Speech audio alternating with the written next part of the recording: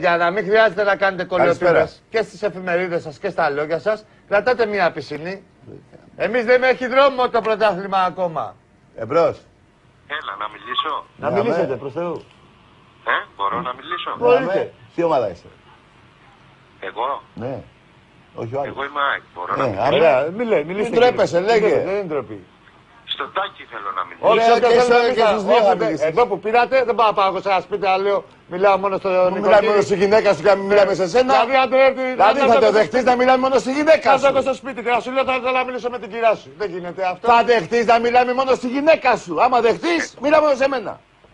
Πάμε, Μπορώ να να μιλήσετε μιλήσω. εδώ. Όχι, θα το δεχτείς. Να έρθω στο σπίτι σου και να μιλάμε μόνο στη γυναίκα σου. Και όχι σε σένα.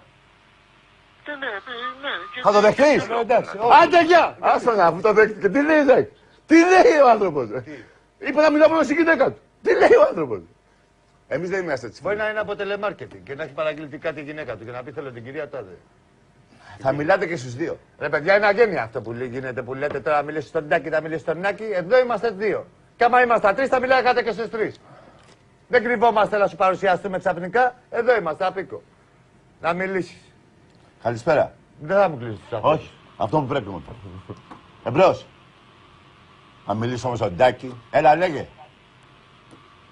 Θα μιλήσω εγώ μόνο στη γυναίκα σου. Θα μην μιλάς έτσι. Έλα, λέγε.